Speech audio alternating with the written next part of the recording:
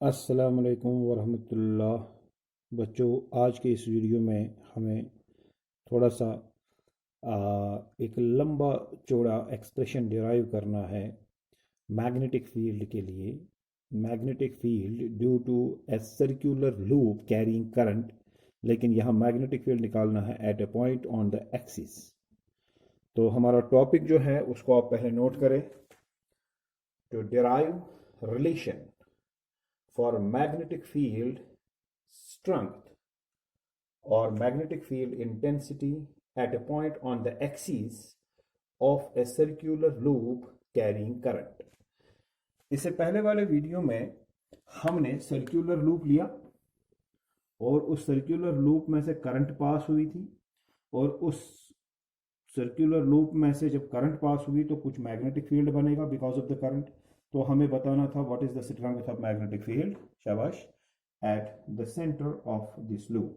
तो हमने सेंटर पर कितना मैग्नेटिक फील्ड होगा उसका एक्सप्रेशन हमने निकाला था। B इज इक्वल टू, हमें मिला था B is equal to mu not an I divide by 2r।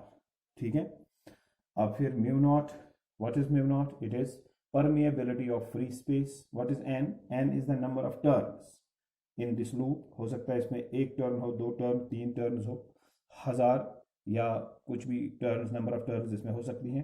I is the current passing through this loop, R is the radius of this loop. ठीक है ना, R इस loop का radius है, और ये मैग्नेटिक फील्ड स्ट्रेंथ है कहाँ पर? Eight the centre of the loop. तो जब भी एक सर्कुलर लूप में से करंट पास हो तो उसके सेंटर पर कितना मैग्नेटिक फील्ड होगा? वो इतना होगा, mu not an I divide by 2r। अब हमें बताना है कि अगर ये लूप है तो अगर हम एक एक्सिस, यानी एक एक्सिस जो इसके सेंटर में से पास हो रही हो, जैसे कि मेरा पेन पास हो रहा है, and perpendicular to its plane, ये एक्सिस जो है ये परपेंडिकुलर है to the plane of this loop. ये लूप का प्लेन है और इस प्लेन पर परपेंडिकुलर है ये axis, and it passes through the centre. हम इसको axis of the circular loop कहेंगे, मगर आप ये जान ले कि ये एक्सिस जो है ये सेंटर में से पास होती है और ये परपेंडिकुलर होती है टू इट्स प्लेन।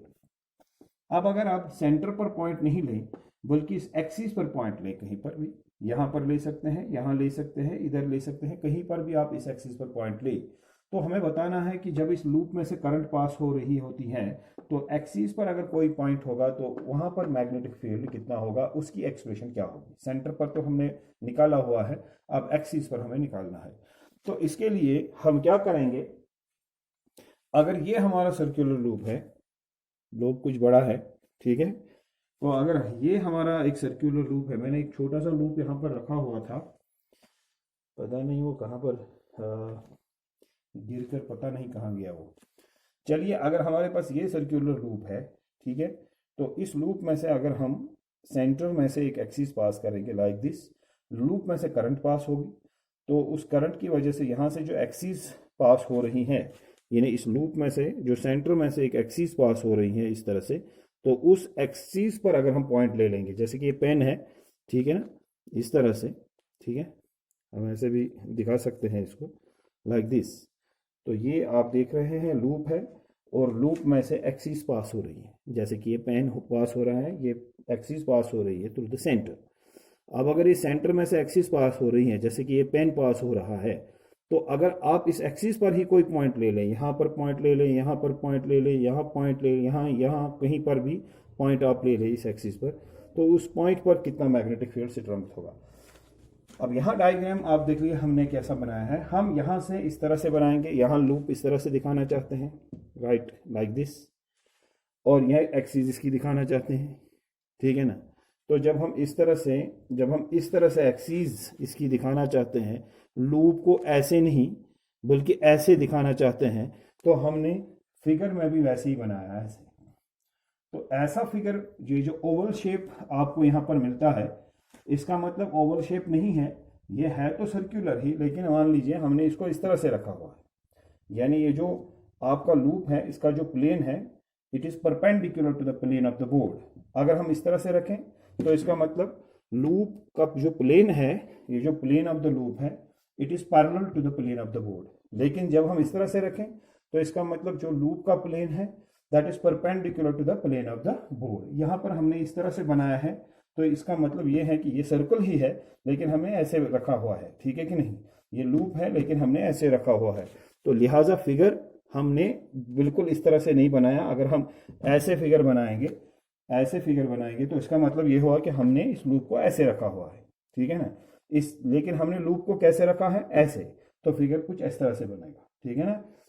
तो ये आप समझ लीजिए कि हमने इस तरह से रखा हुआ है लूप को, यानी परपेंडिकुलर रखा है to the plane of the board. अब सर्कुलर लूप में से करंट पास हो रही है, देखिए ये सर्कुलर लूप है। अब इसमें से पहले एक एक्सिस पास हो रही है लाइक दिस, ये एक्सिस है। तो इस फिगर को हमने इस तरह से बनाया हुआ है और ये हमने एक एक्सिस यहाँ पर बनाई हुई है, ये एक्सिस है, ठीक है। तो ये इस फिगर को रिजेंबल करेगा लाइक दिस, इस तरह से लूप है और ये इसकी एक्सिस है, ठीक है। तो इसको हमने इस तरह से बनाया, ये लूप है और ये जो है ये इसकी एक्सिस है, ये ओपी, ठीक है। अब इस एक्सिस पर ही हमने एक पॉइंट जो है, पॉइंट पी हमने ले लिया है और इस पॉइंट पर हमें मैग्नेटिक फील्ड स्ट्रेंथ बतानी है। अब कई चीजें हम करते हैं, मान लीजिए यहां से इस लूप का हम रेडियस जो है वो ए ले लेंगे। Suppose A is the radius of this loop, ठीक है। सेंटर इस लूप का है ओ, इस ओ से लेकर के ये एक्सिस जा रही है और एक्सिस पर पॉइंट क्या है, ये मान लीजिए एक्सिस है और इस एक्सिस पर पॉइंट क्या है, पॉइंट पी है। तो पॉइंट कितनी दूरी पर है सेंटर से, पॉइंट ओ यानी सेंटर से ये पॉइंट पी जो है, सेंटर से, सेंटर ओ से ये पॉइंट पी जो है एक्स दूरी पर है, यानी इसकी डिस्टेंस एक्स है। अब अकॉर्डिंग टू बायट-सवर्ट लॉ पहले हम क्या चीज करते हैं कि हम जब किसी भी चीज का, यानी एक स्ट्रेट कंडक्टर हो, एक सर्क्यूलर हो कंडक्टर हो, तो अगर हमें मैग्नेटिक फील्ड किसी पॉइंट पर लेना होता है तो हम क्या करते हैं, हम उस कंडक्टर में से एक एलिमेंट्री कंडक्टर पहले एज्यूम करते हैं, मान लीजिए जिसकी लेंथ है डीएल। तो पहले हम पता लगाते हैं मैग्नेटिक फील्ड, अगर हमें इस पॉइंट पर निकालना है तो हम पहले ये पता लगाते हैं कि ये जो डीएल है, एलिमेंट्री पार्ट है कंडक्टर का, इस एलिमेंट्री पार्ट ऑफ कंडक्टर की लेंथ क्या है, डीएल, और इसकी वजह से यहाँ पर मैग्नेटिक फील्ड कितना है, इसमें से करंट पास हो रही है सपोज आई।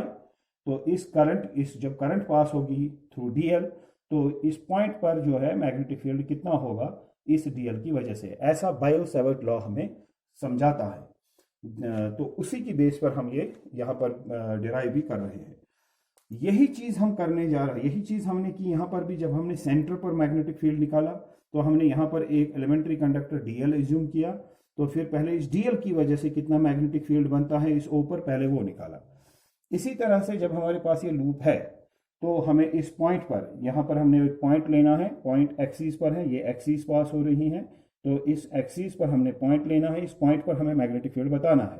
पहले हम इस पूरे लूप का मैग्नेटिक फील्ड वहां पर नहीं बताएंगे, हम इस लूप में से एक छोटा सा एलिमेंट्री कंडक्टर डीएल, ये ऊपर मान लीजिए यहाँ पर ये छोटा सा एलिमेंट्री कंडक्टर है और ये डीएल जो है, इस डीएल की वजह से ही, मान लीजिए डीएल ये एक छोटा सा पार्ट है इस पूरे लूप का, और ये एक छोटा सा पार्ट या एलिमेंट्री कंडक्टर, मान लीजिए एलिमेंट्री पार्ट है इस कंडक्टर का, सर्क्यूलर लूप का, तो उसकी लेंथ है डीएल। इस डीएल में से भी करंट पास होगी, क्योंकि ये लूप में से पास हो रही है तो डीएल में से भी पास होगी, तो इस डीएल की वजह से भी कुछ मैग्नेटिक फील्ड बनेगा। कहाँ पर, इस पॉइंट पी पर जो कि एक्सिस पर है।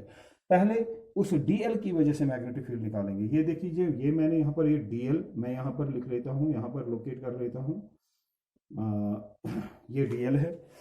ये डीएल कौन सा पार्ट डीएल है, इसको मैंने थोड़ा सा बोल्ड किया हुआ है ताकि आपको वहां पर वीडियो में नजर आए।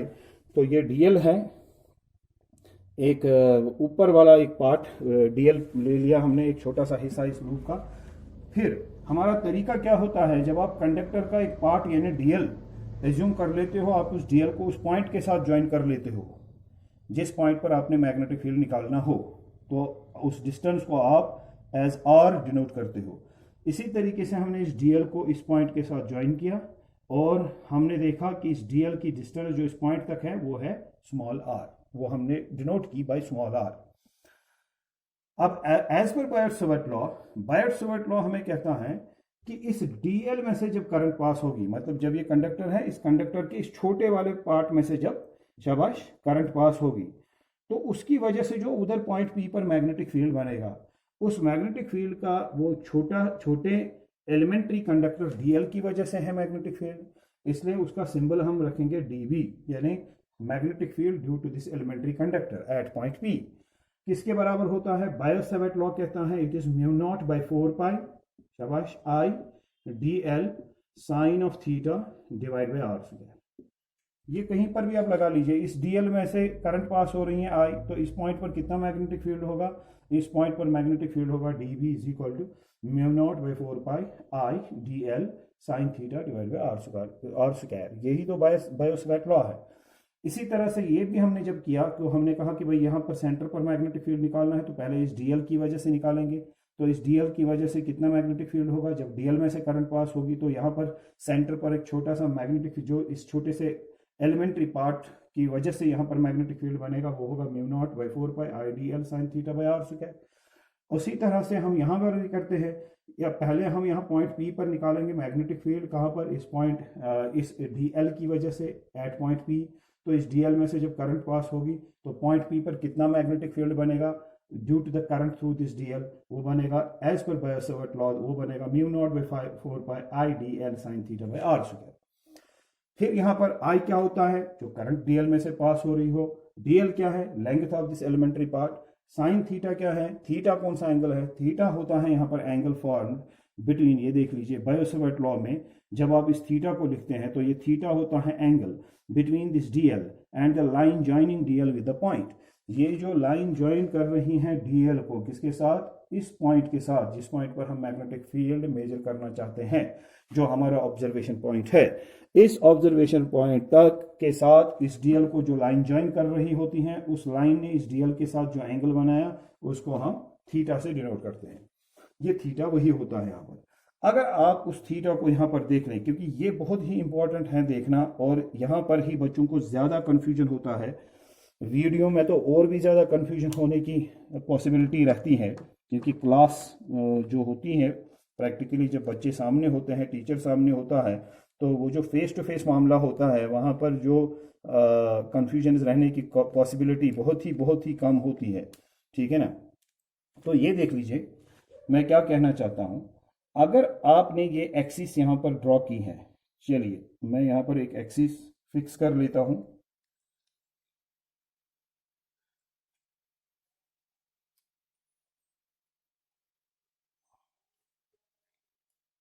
अब मान लीजिए कि ये एक्सिस है passing through the centre of the loop. ठीक है? इस लूप के सेंटर में से ये ब्लू पेन जो मेरा है, यही मान लीजिए ये एक्सिस है। अब इस एक्सिस पर क्या है? इस एक्सिस पर एक पॉइंट है।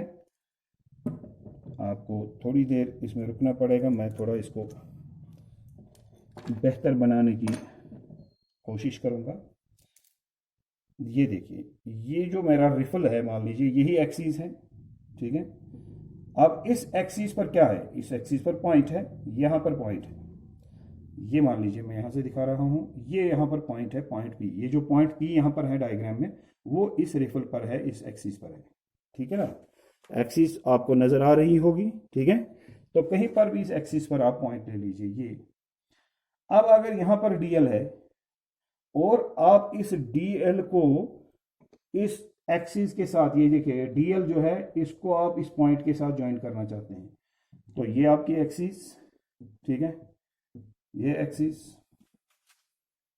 और ये एक लाइन इस तरह से जाएगी, और ये लाइन जाएगी फ्रॉम डीएल और ये जाएगी इस पॉइंट के साथ ज्वाइन हो जाएगी। अब देखिए ये जो एंगल थीटा है, ये कौन सा एंगल होता है?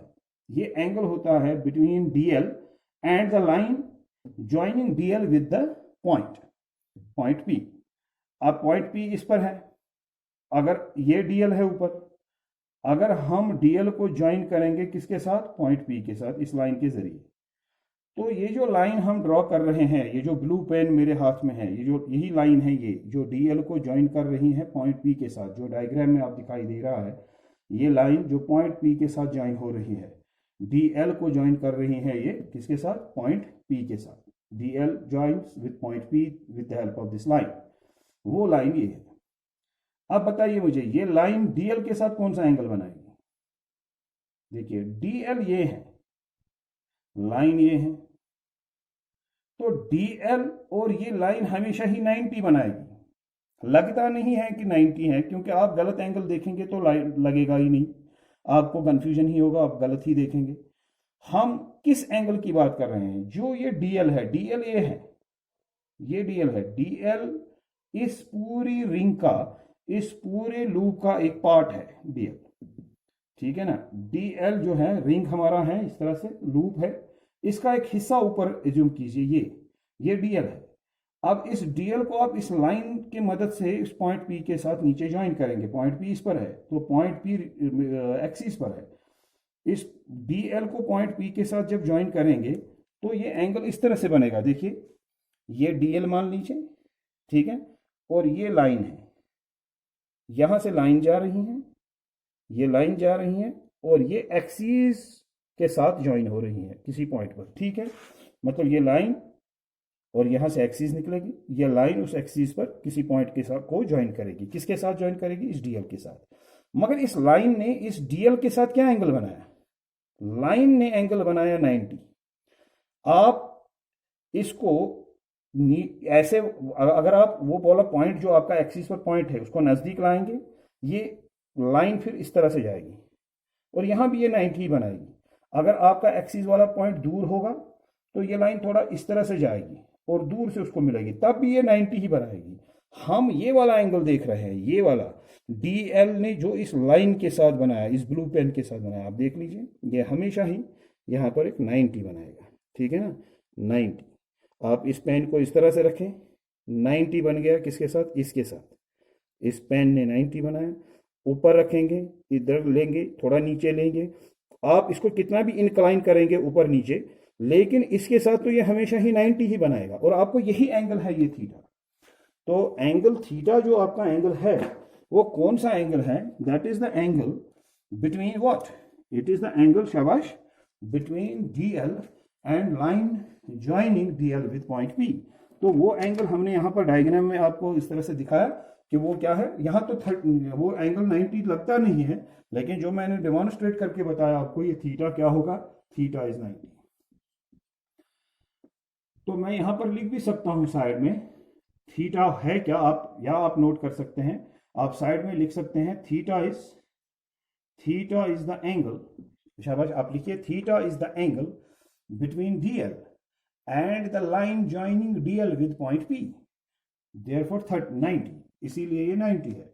तो लिहाजा हम लिखेंगे d B is equal to mu not I d l sine 90 divide by 4 pi r square, और आपको मिलेगा d B is equal to mu not I d l 4 pi r square, sine 90 is 1।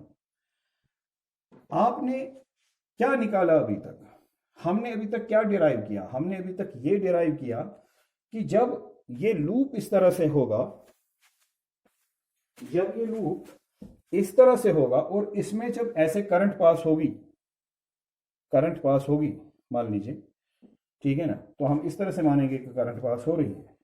अगर ऐसे current pass हो रही है, यानी इस साइड से ऊपर जा रही है करंट और वहां से वो नीचे आ रही है, तो ये करंट जो है इस तरह से जा रही है और यहां से नीचे आ रही है, लाइक दिस। तो हमने क्या देखा कि जब ऐसे इसमें से करंट जा रही हो, शाबाश, तो जो यहां पर पॉइंट पी है, इस पॉइंट पी पर जो मैग्नेटिक फील्ड होगा, शाबाश, किसकी वजह से? हाँ, डीएल में से जो करंट पास हो गया। डीएल क्या है? ये एक छोटा सा पार्ट ऊपर वाला, हाँ, तो ये डीएल है। इस डीएल में से जब करंट पास होगी तो इस पॉइंट पर जो मैग्नेटिक फील्ड बनेगा उस डीएल में से करंट की वजह से वो बनेगा mu not I d l divide by 4 pi r square. यहाँ तो म्यू नॉट का वैल्यू आपको पता है 4 पाई इंटू 10⁻⁻7 है, ठीक है। तो चलिए, ये बात तो हो गई कि इस पॉइंट पर डीएल की वजह से मैग्नेटिक फील्ड कितना होगा। अब अगर हम ये बताना चाहें कि भाई इस मैग्नेटिक फील्ड का, यानी ये जो डीएल है, इस मैग्नेटिक फील्ड की जो पॉइंट पी पर डायरेक्शन होगी वो कैसी होगी? आपने निकाला डीएल की वजह से पॉइंट पी पर इतना मैग्नेटिक फील्ड है, लेकिन इस मैग्नेटिक फील्ड की डायरेक्शन कैसे, कितनी हो, क्या होगी? वो आप राइट हैंड पाम रूल से निकालते हैं। तो राइट हैंड पाम रूल जब आप अप्लाई करते हैं, कैसे करते हैं? जो आपका कर्व्ड कंडक्टर होता है, यानी अगर स्ट्रेट कंडक्टर हो तो उसमें तरीका अलग है राइट हैंड थंब रूल का, लेकिन यहाँ कर्व्ड कंडक्टर है तो स्ट्रेट नहीं है, ये एक लूप है। अगर इस लूप में से करंट पास हो रही होती है तो आप क्या करते हैं, कैसे निकालते हैं वो, शाबाश, मैग्नेटिक फील्ड की डायरेक्शन आप वहां पर कैसे निकालते हैं, आप फिंगर्स को कर्ल करते हैं, यानी जब कंडक्टर इस तरह का हो, कर्व्ड हो, स्ट्रेट ना हो, तो आप फिंगर्स को कर्ल करते हैं, शाबाश, किससे, in the direction of current. Fingers को आप कर्ल करेंगे, कैसे कर्ल करेंगे, in the direction of current, आप डायरेक्शन ऑफ करंट में उसको उनको कर्ल करेंगे। ठीक है, आप जरा देख लीजिए, ये आपका लूप है, ये आपका ये डीएल है। अगर इस डीएल में से इस तरफ करंट जा रही हो, मतलब उस तरफ करंट जा रही हो, अगर आप फिंगर्स को कर्ल करेंगे, कैसे, कहाँ कर्ल करेंगे, in the direction of current. अगर आप पहले आपको राइट हैंड को इस तरह से रखना होगा कि आप अपने इस क्या कहते हैं, आप अपने इस फिंगर्स को in the direction of current जो है वो कर्ल करें, यानी बेंड करें। जब आप उन फिंगर्स को उस तरफ कर्ल करेंगे जिस तरफ डायरेक्शन ऑफ करंट होगी, तो फिर थंब जो है, जिस तरफ थंब जाएगा वो आपको देगा direction of magnetic field. So thumb gives what, the direction of magnetic field.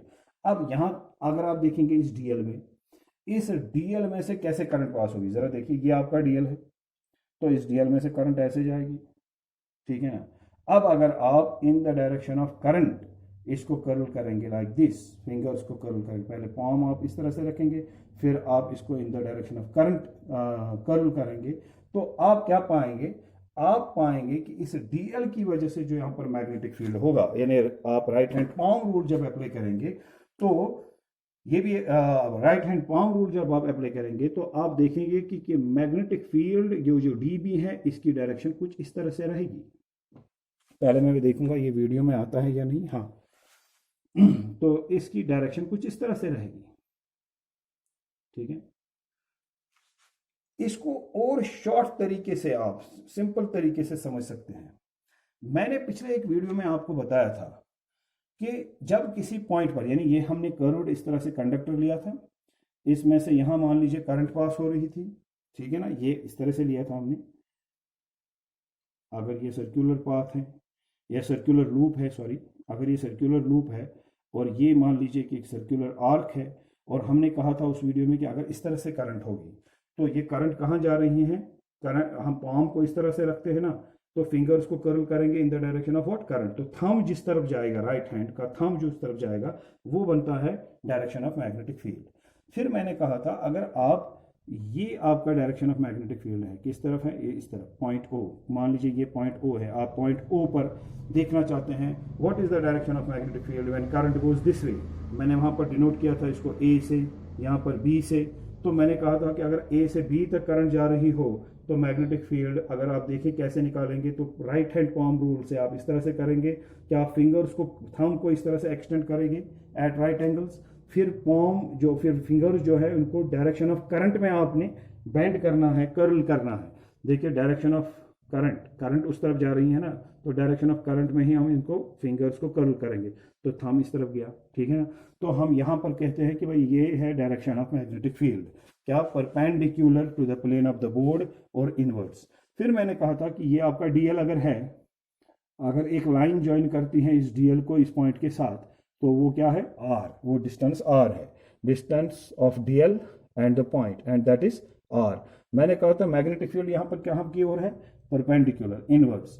तो अगर वो मैग्नेटिक फील्ड इनवर्ड्स है तो उसने इस आर के साथ क्या एंगल बनाया है, 90 बनाया है, ठीक है। अगर हम इस करंट को रिवर्स करेंगे, इस तरफ लाएंगे, मतलब करंट अब आ रही है फ्रॉम बी टू ए, ये उस वीडियो में भी हमने बताया था, अगर करंट आ रही है बी टू ए तो डीएल अभी भी वही है। तो अब बताइए मैग्नेटिक फील्ड जो होगा, उस मैग्नेटिक फील्ड की डायरेक्शन जो है वो कहाँ होगी, इस पॉइंट पर, इस पॉइंट ओ पर डायरेक्शन ऑफ मैग्नेटिक फील्ड किस तरफ जाएगी। हाँ, अब आपने क्या करना है, आपने राइट हैंड को इस तरफ पकड़ना है, इसको फिंगर्स को कर्ल करना है in the direction of current, current तो इस तरफ आ रही है, तो इस तरफ हम डायरेक्शन ऑफ करंट में फिंगर्स को कर्ल करेंगे। थंब अभी कहाँ जा रहा है, बाहर की तरफ, तो इस पॉइंट पर जो मैग्नेटिक फील्ड होगा वो कहाँ होगा, perpendicular to the plane of the board and outwards, वो आउटवर्ड्स होगा।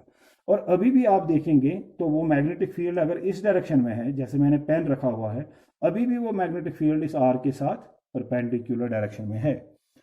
मतलब ये हुआ कि जब आपका एक सर्क्यूलर कंडक्टर होता है, एक कर्व्ड कंडक्टर होता है, जब आप एक पॉइंट पी पर मैग्नेटिक फील्ड निकालते हैं डीएल की वजह से, उस डीएल को जो लाइन ज्वाइन करेगी उस पॉइंट के साथ, जैसे इस डीएल को ज्वाइन कर रही है लाइन पॉइंट पी के साथ, पॉइंट ओ के साथ, ठीक है ना, आपका ये पॉइंट है पॉइंट पी मान लीजिए, इस डीएल को ज्वाइन कर रही है इस पॉइंट के साथ ये लाइन आर, तो यहाँ पर भी यही डिस्टेंस ए लाइन ज्वाइन कर रही है इस पॉइंट पी को इस डीएल के साथ। तो मैग्नेटिक फील्ड या तो इस तरफ होता है या फिर परपेंडिकुलर होता है इनवर्ड्स, मगर वो हमेशा इस आर के साथ परपेंडिकुलर होता है। लिहाजा जो इस डीएल की वजह से इस पॉइंट पी पर मैग्नेटिक फील्ड होगा वो कौन सा है, वो डीबी है। लेकिन वो डीबी क्या होगा, वो परपेंडिकुलर टू दिस आर होगा। तो परपेंडिकुलर टू दिस आर हमने इस तरफ ले लिया, ठीक है कि नहीं। तो ये आर के साथ 90 बनाता है, ये देखिए आर के साथ 90 बनाता है, ठीक है। लेकिन जब आपने इस तरह से, इसका मतलब ये हुआ कि ये इस डीएल में से जब करंट पास होगी, शाबाश, तो magnetic field at point P कितना होगा, mu not I d l divide by 4 pi r square. उस मैग्नेटिक फील्ड की डायरेक्शन क्या होगी, उस मैग्नेटिक फील्ड की डायरेक्शन याद रखेंगे हम, वो हमेशा ही होती है इस आर के perpendicular. Right hand palm rule से भी पता चलेगा, ठीक है कि नहीं। तो ये इस परपेंडिकुलर डायरेक्शन में मैग्नेटिक फील्ड होगा। मगर आप जरा देख लीजिए गौर से, अगर ये मैग्नेटिक फील्ड इस डायरेक्शन में है, ऐसे मैग्नेटिक फील्ड है, तो अगर हम देखेंगे तो इस मैग्नेटिक फील्ड के यहां दो कंपोनेंट्स हो सकते हैं, फिर एक यहां से और एक यहां से, है ना भाई। अगर कोई भी वेक्टर अगर किसी प्लेन में हो, मान लीजिए ये एक्स वाई प्लेन है और इस एक्स वाई प्लेन में आपका एक वेक्टर है वेक्टर ए, तो इस वेक्टर ए के कितने कंपोनेंट्स होंगे, इसके दो कंपोनेंट्स होंगे, एक हॉरिजॉन्टल कंपोनेंट होगा, एक वर्टिकल कंपोनेंट होगा। अब सवाल ये पैदा होता है कि ये वाला कंपोनेंट जो है ये क्या होगा, एक कॉस थीटा कंपोनेंट होता है, ए कॉस थीटा, और दूसरा शाबाश वर्टिकल कंपोनेंट होता है ए साइन थीटा। जब ए कॉस थीटा आप इस कंपोनेंट को कहते हैं तो वहां पर एंगल थीटा यहां होता है, तो फिर ये बनता है, ये वाला कंपोनेंट बनता है ए साइन थीटा, यानी ये हॉरिजॉन्टल कंपोनेंट बनेगा, ये वर्टिकल। मगर जब ये हॉरिजॉन्टल कंपोनेंट बनेगा एंगल यहां पर थीटा होगा। अगर एंगल ये होगा थीटा, ये, तो ये बनेगा उस वक्त कॉस थीटा कंपोनेंट, ए कॉस थीटा। अगर आपका एंगल थीटा ये है तो ये बनेगा ए कॉस थीटा, और ये क्या बनेगा उस वक्त, ए साइन थीटा। लेकिन अगर यहाँ पर थीटा है, शाबाश, तो ये वाला कंपोनेंट बनेगा, ये वाला कंपोनेंट क्या बनेगा, अगर थीटा यहाँ पर है तो ये वाला कंपोनेंट क्या बनेगा, ए कॉस थीटा, और ये वाला क्या बनेगा, ए साइन थीटा। फिर से समझ लीजिए, और अगर ये थीटा नहीं है तो ये थीटा है, तो फिर ये वाला ए कॉस थीटा, ये वाला ए साइन थीटा। इतना तो आपको पता है। अब हम यहां पर कौन सा एंगल रखा हुआ है, फाई, तो ये एंगल होगा फाई। अब कोई बताएगा भाई क्यों फाई है ये, शाबाश। देखिए ये प्रूव किया जा सकता है, हालांकि इसको प्रूव करने की ज़रूरत है नहीं, लेकिन मैं फिर भी इसको बता सकता हूं कैसे। देखिए अगर ये वाला एंगल आप देख लेंगे, दिस इज, मान लीजिए इसका नाम है एंगल 1, ठीक है। आप देख लीजिए ये जो एंगल फाई है प्लस एंगल 1 है, ये 90 है। ये देखिए फाई प्लस 1 ये 90 है, ये इस तरह से 90 है। आप देखिए फिगर को पूरा, दिस इज 90। कौन कौन सा एंगल, 5 प्लस 1 इज 90। इसी तरह से आप अगर देखेंगे, अगर ये वाला एंगल आपका 5 नहीं है थोड़ी देर के लिए, अगर ये वाला एंगल 2 है, तो आप देखेंगे, शाबाश, आपका ये वाला angle, angle 1 plus angle 2, it is also 90। This some is also 90। देखिए 1 प्लस 2 इज 90, क्यों, क्योंकि ये आर और डी बी क्या है, आर और ये डी बी परपेंडिकुलर है ना, लिहाजा 1 प्लस 2 जो है वो क्या होंगे, 90। अब ये भी 90, ये भी 90, तो अगर आप कंपेयर करेंगे आपको क्या मिलेगा, 5 plus 1 is equal to 1 plus 2, ठीक है ना, यानी this is equal to this, ये दो एंगल्स इन दो एंगल्स के बराबर है। तो यहाँ 1 and 1 cancel, angle 5 is equal to angle 2। तो इसका मतलब ये जो एंगल 2 है ये भी 5 ही है, ये देखिए, ठीक है। आप चाहें तो इसको आप कॉपी भी कर सकते हैं साइड में लिखने के लिए। तो ये जो आपका एंगल है ये भी यहाँ पर ये एंगल 2 है, लेकिन ये एंगल 5 के बराबर है, ठीक है। तो अब मैं इसको 2 की जगह 5 लिख सकता हूं, तो मैं यहाँ डायरेक्टली लिखूंगा ये भी 5 है, और भी तरीके हैं इसको दिखाने के, लेकिन मैंने ये तरीका अभी ठीक समझा तो मैंने इसी तरह से दिखाया। So when this angle is phi we can say this angle is also phi, ठीक है ना। अब ये सिचुएशन देख लीजिए, आपका जो डीबी है वो इस तरफ है यहां से, उसके दो कंपोनेंट्स होंगे, एक यहां से एक यहां से। तो ये वाला कंपोनेंट कितना होगा, ये ऊपर वाला, ये जो यहां से जा रहा है, जो आपको वर्टिकल कंपोनेंट लग रहा है, वो कौन सा होगा? What will be that? That will be, शाबाश, डी बी कॉस फाई। ये इसके साथ ही, इस वाले कंपोनेंट के साथ ही एंगल बन गया फाई, तो ये कॉस फाई होगा, और ये वाला अब साइन फाई होगा, ठीक है ना। और ये वाला होगा डी बी साइन फाई, ये कंपोनेंट, ठीक है। ये वीडियो में पता नहीं ठीक से आ रहा है या नहीं, मैं आपको थोड़ा सा इसको टिल्ट करके घुमा के दिखाऊंगा। तो हमने कहा भाई जो ये ऊपर जा रहा है, आप इसको थोड़ा सा क्लोज अप में भी देख सकते हैं, जूम करके भी देख सकते हैं, शाबाश। ये जो ये वाला कंपोनेंट है, इसको मैं थोड़ा सा लंबा करूंगा, ये वाला कंपोनेंट जो है, शाबाश, दिस कंपोनेंट इज, ये वाला कंपोनेंट जो है, this is d B cos phi. क्या है ये? D B cos phi.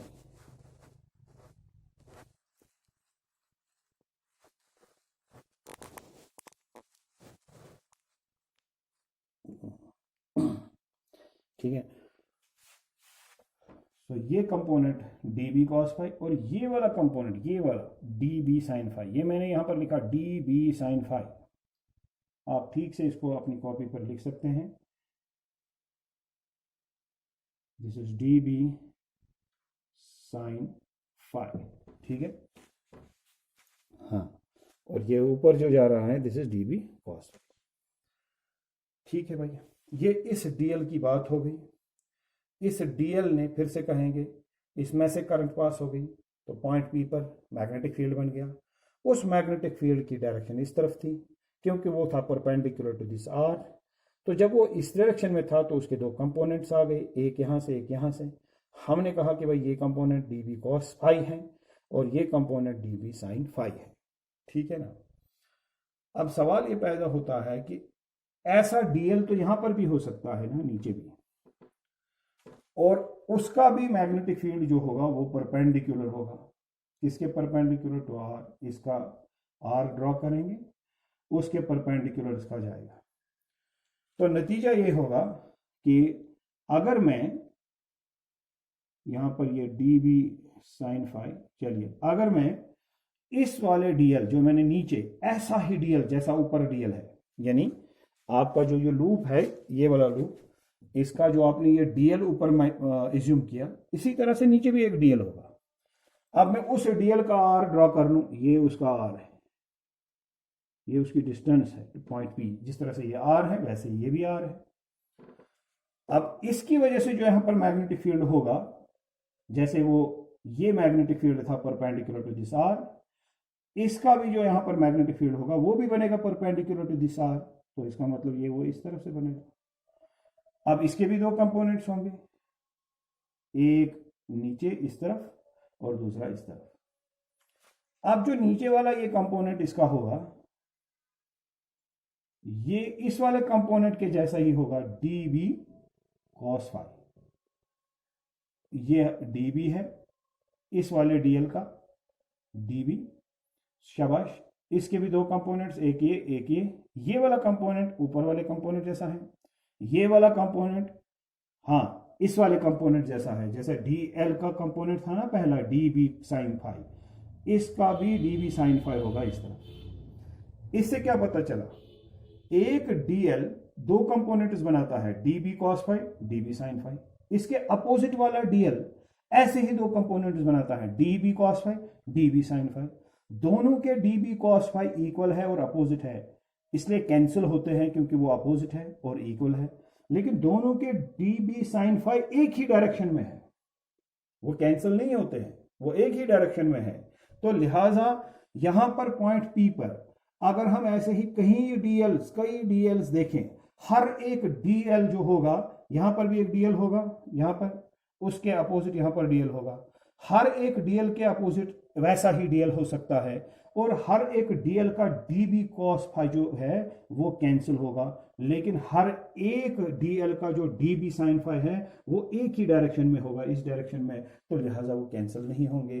तो लिहाजा आपका डीबी तो ये है, वो तो ये हो गया, मगर क्या ये डीबी टोटल मैग्नेटिक फील्ड यहां पर है डीबी के बराबर? नहीं, वो रिजॉल्व हो गया है, टोटल मैग्नेटिक फील्ड रिजॉल्व हो गया है, डीबी रिजॉल्व हो गया है in terms of the components, rectangular components, और वो कंपोनेंट्स हैं d B cos phi and d B sine phi. मगर हर डीएल का डीबी कॉस फाई इक्वल है और अपोजिट है, इसलिए कैंसिल होते हैं, बचा वहां पर हर एक के लिए डीबी साइन फाई। तो टोटल मैग्नेटिक फील्ड जो पॉइंट पी पर होगा वो होगा बी इंटीग्रेशन ऑफ, ये डीबी नहीं बल्कि डीबी साइन फाई। भाई क्यों? क्योंकि डीबी रहेगा नहीं, डीबी की जगह आएंगे दो कंपोनेंट्स, उनमें से एक component d B cos phi, d B cos phi, एक डीएल का और दूसरे डीएल का कैंसिल होगा। अगर हम कई डीएल्स मानेंगे इसमें, तो हर डीएल का, हर एक एलिमेंट्री कंडक्टर का डीबी कॉस फाई दूसरे एलिमेंट्री कंडक्टर के डीबी कॉस फाई के साथ कैंसिल होगा, लेकिन हर एक एलिमेंट्री कंडक्टर का यानी डीएल का डीबी साइन फाई कैंसिल नहीं होगा, बल्कि वो एक ही डायरेक्शन में जाएंगे इस तरह से। तो लिहाजा टोटल मैग्नेटिक फील्ड बनेगा integration of d B sine phi, क्योंकि डीबी कॉस फाई तो कैंसिल हो गई। तो आप इस स्टेप के बाद आप लिख सकते हैं, वहां पर हमारे पीडीएफ के नोट्स में भी वो वहां पर ऐसे ही लिखा होगा कि d B cos phi for all these elementary conductors will cancel out with each other, but dB sin phi component for all these DLs will be in the same direction. Therefore, they will not cancel, and the total magnetic field at point P will be integration of dB sin phi. फिर आप इसको आगे बढ़ेंगे हम इसको लेकर के, तो हम लिखेंगे B is equal to integration of what is dB? dB is mu naught I dl divide by 4 pi r square into sine phi. अब मैं इसको इक्वेशन फर्स्ट मान के चलता हूं, मुझे इस इक्वेशन फर्स्ट को सॉल्व करना है, यानी यहां पर कुछ क्वांटिटीज के वैल्यूज निकालने हैं, वो सब्स्टिट्यूट करने हैं। मेरा बी जो है वो मिल गया मुझे, ठीक है ना। अब वो सवाल पैदा ये पहले होगा कि भाई कौन कौन सी चीज़ें जो हैं, हाँ कौन कौन सी चीज़ें हमें यहाँ से निकालनी होगी, जो वैल्यू किन किन चीज़ों का निकालना होगा। देखिए पहले साइन फाई देख लेते हैं। What is sine phi equal to, देखिए ये आपका ट्राइंगल है, इस ट्राइंगल में साइन फाई ले लीजिए परपेंडिकुलर डिवाइड बाय हाइपोटेन्यूज, तो वो ए बाय आर बनता है, क्योंकि ए परपेंडिकुलर इज दिस, वो रेडियस भी है, उसका हमने डिनोशन रखा है ए, हाइपोटेन्यूज है ये, हो गया आर, तो that is sine phi. Sine phi is a by r, ये आपका साइन फाई आ गया। अब दूसरा जो है वो इसमें है आर या आर स्क्वायर का वैल्यू। इसी ट्राइंगल को देख लीजिए, राइट एंगल ट्राइंगल को, आपको मिलेगा r square is equal to a square plus x square या x square plus a square, ये आपको मिलेगा बाय पाइथागोरस थ्योरम। तो ये आर स्क्वायर की वैल्यू है, इस आर स्क्वायर के बदले आप लिख सकते हैं hypotenuse square, this is r is equal to a square plus x square, ठीक है, या x square plus a square. अब खाली आर निकालना हो तो स्क्वायर रूट ले जाइए दोनों साइड से, तो आपको मिलेगा x square plus a square, इसका स्क्वायर रूट, इसका स्क्वायर और स्क्वायर रूट कैंसिल, यहाँ से स्क्वायर रूट रहेगा, उस स्क्वायर रूट के बदले में लिखूंगा 1/2 पावर 1/2। तो इसका मतलब मुझे आर स्क्वायर का वैल्यू है मेरे पास x square plus a square, और खाली आर का भी वैल्यू है x square plus a square, इसका स्क्वायर रूट या पावर 1/2, और साइन फाई a/2। अब इन सारी चीज़ों को मैं यहाँ पर सब्स्टिट्यूट करता हूँ, ठीक है ना। तो देख लीजिए कि हमारा बी जो है वो क्या फॉर्म ले लेता है, कौन सी शक्ल इख्तियार करता है।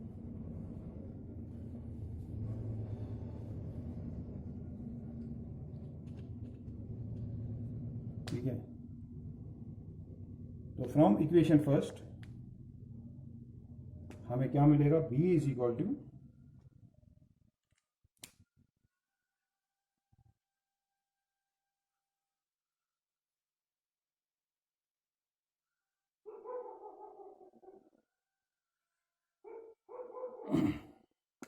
हाँ, from equation first we get b is equal to, शाबाश, ये मैंने कहीं पर लिखा लेकिन ये वीडियो में नहीं आया, मैं यहाँ पर लिख लेता हूँ। B इज इक्वल टू, अभी ठीक है, अभी भी ठीक नहीं है, तो थोड़ा सा इसको टिल्ट करते हैं, हाँ अभी दिखाई देगा, शाबाश। So will write B is equal to, हाँ किसके बराबर है B? इंटीग्रेशन ऑफ शाबाश mu not I d l divide by, हाँ 4r², तो मैं r² के बदले लिख सकता हूँ 4 पाई, शाबाश, फिर r², तो r² के बदले लिख सकते हैं ना x² प्लस a², ठीक हो गया। फिर साइन फाई के बदले लिखेंगे a/r, तो यहाँ लिखेंगे a/r। तो नेक्स्ट स्टेप में हम फिर से लिखेंगे b is equal to integration of mu not I d l divide by 4 pi x² plus a², ठीक है भाई, इनटू ऊपर एक और चीज है a डिवाइड बाई नीचे r, फिर r का वैल्यू यहाँ पर आप देख लीजिए, वैल्यू है शाबाश x² plus a² raise power 1/2। तो फिर लिखेंगे b is equal to integration of mu not I a divide by, शाबाश, यू हैव गॉट 4 पाई, ये x² प्लस a², यहाँ भी x² प्लस a², इसका पावर यहाँ पर 1 है तो बेसिस सेम पावर एडेड, तो you get x² plus a² raise power 1 plus 1/2, 1 plus 1/2 that is 3/2 हो गया।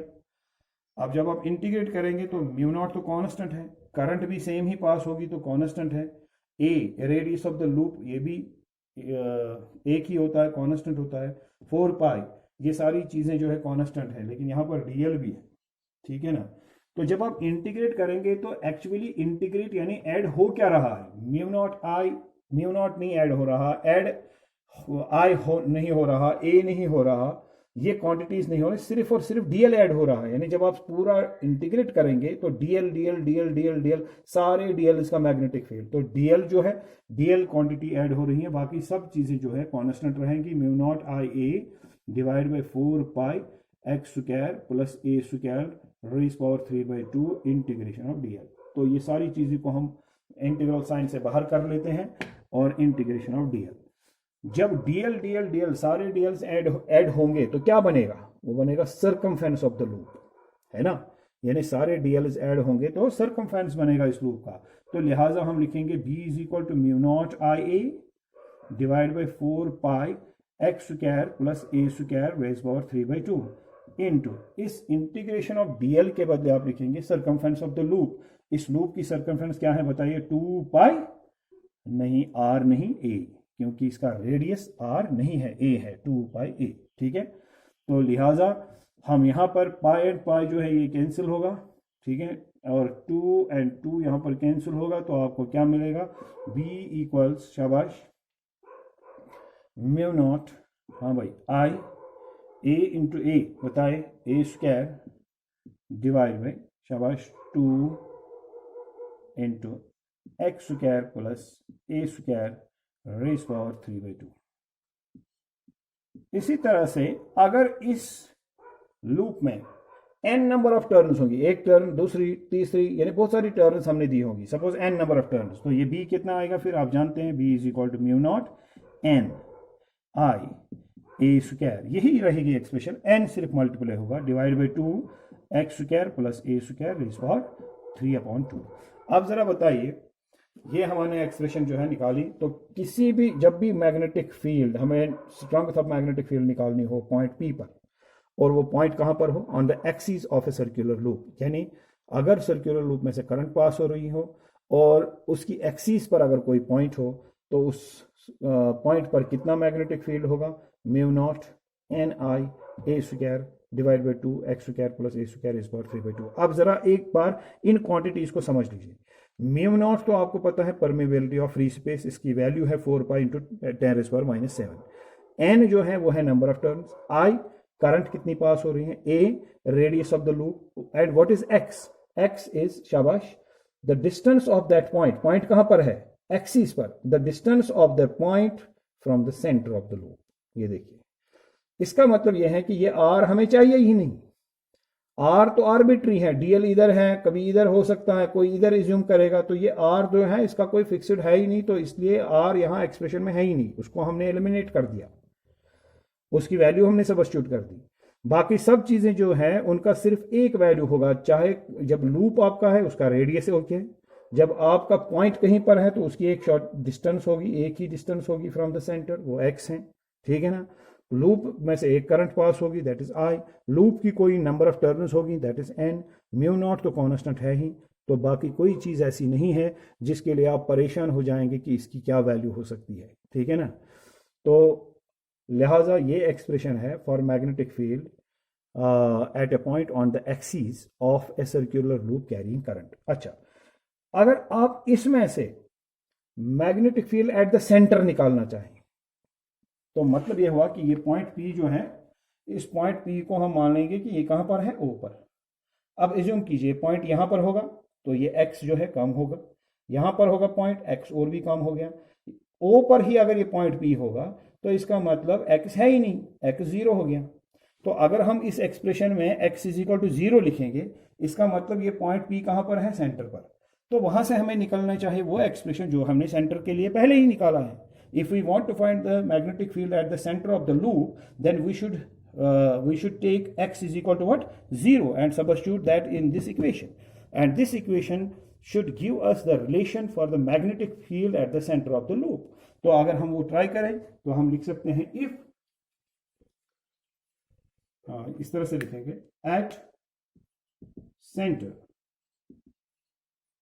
शाबाश, x is equal to 0। Centre पर हम ले लेंगे क्या, सेंटर के लिए क्या ले लेंगे, शाबाश, x is equal to 0। Then आपका b क्या आएगा, then b is equal to, शाबाश, mu not an I A square divide by 2।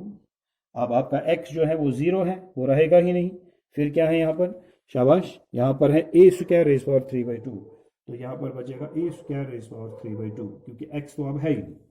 अब ये स्क्वायर एंड ये 2 cancels, you will get b is equal to mu not an I A square divide by 2 a cube. अब a cube जब है तो ऊपर क्या है, ऊपर तो ए स्क्वायर है, ऊपर ए स्क्वायर है, तो आप इस ए स्क्वायर को कैंसिल कीजिए, तो यहां पर स्क्वायर कैंसिल होगा, 2 ए स्क्वायर कैंसिल होगा, तो एक ए बचेगा नीचे, तो आपको क्या मिलेगा, b is equal to mu not an I divide by 2a। जब आपने सेंटर पर मैग्नेटिक फील्ड निकाला था तो क्या एक्सप्रेशन मिली थी, b is equal to mu not an I divide by 2r, क्योंकि उस वक्त आपने लूप का रेडियस क्या लिया था, r, यहाँ पर क्या है, रेडियस a। तो देखिए आपको वही एक्सप्रेशन यहाँ पर मिलती है। जब आप इस वाली एक्सप्रेशन से आप डिड्यूस कर सकते हैं magnetic field eight the centre of the loop b। किसी को कोई भी डाउट रहा हो तो वो हमें वो बताएगा, व्हाट्सएप करेगा या फिर फ़ोन करेगा। Thank you very much.